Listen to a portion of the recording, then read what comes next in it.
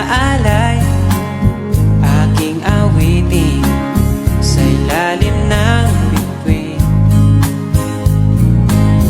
At ang liwanag